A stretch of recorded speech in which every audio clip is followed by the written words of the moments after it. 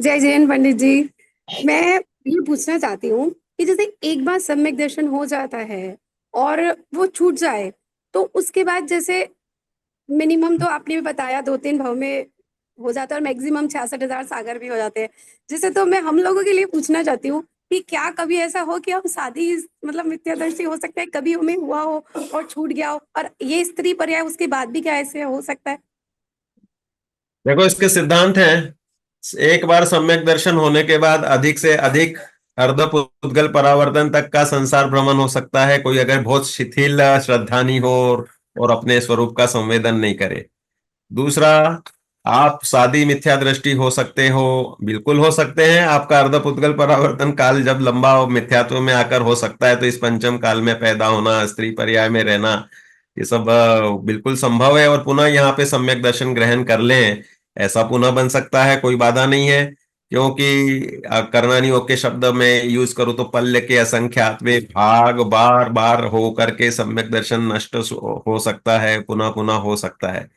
Option प्रथम option सम्यक दर्शन एक भव में होने के बाद पुनः प्रथम ऑप्शन हो तो बीच में असंख्यात वर्षों का गैप होता है। एक ही भव में दो बार नहीं हो सकता, मतलब मनुष्य की अपनी 100 साल की आयु में। तो ऐसे बहुत सारे सिद्धांत हैं।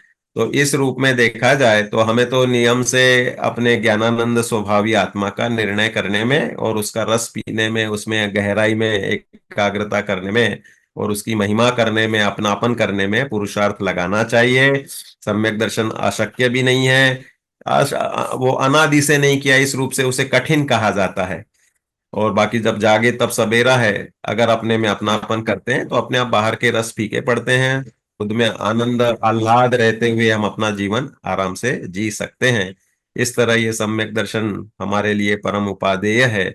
और चारित्र भी हमें भूमिका अनुसार ग्रहण करना ही चाहिए, दोनों के नहीं, भाव जैसे रहने कई लोग चाहिए। स्वाध्याय करते हैं, जैसे हम भव्य अभव्य का पढ़ते हैं तो उन्हें उसी समय डर हो जाता है कि मैं अभव्य तो नहीं कहीं इस तरह से। तो देखो, वो अभव्य जीव बहुत अल्प है। अभव्य जीव जघन्य युक्त अनंत राशि, यह कर्णानी योग के गणित के संख्या का मैंने यहाँ उल्लेख किया। इसका लंबा चौड़ा प्रकरण होता है संख्या मान का। तो अभव्य जीव तो जघन्य युक्त अनंत ही है, और भव्य है वह अनंतानंत है। मतलब अक्षय अनंत भव्य जीवों में एक अभव्य का रेशो होता है।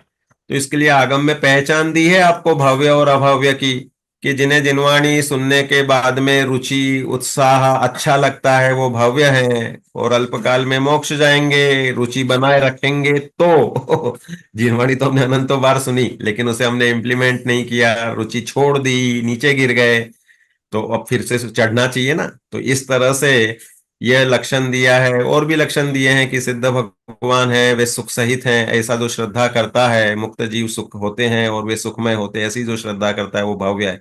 प्रवचन सार 62 और पंचास्ति का 163 गाथा में और भी ऐसे लक्षण मिलते हैं। तो इसका मुख्य लक्षण यही है कि जिनवाणी सुनकर किसी को अच्छा लग रहा है, प्रसन्नता हो रही है, तो समझ लो वो भव्य है और उसका जल्दी ही अच्छा कल्याण होने का मार्ग प्रशस्त है, अगर वो रुचि पूर्वक लगा रहे। तो इसलिए आप अपने आप को भव्य का हमेशा सर्टिफिकेट समझा करें। जब भी आप जिनवाणी सुनती हैं तो खुशी होनी चाहिए कि मैं भव्य हूं और इस जिन और मार्ग पर प्रवर्तन कर रहा हूं।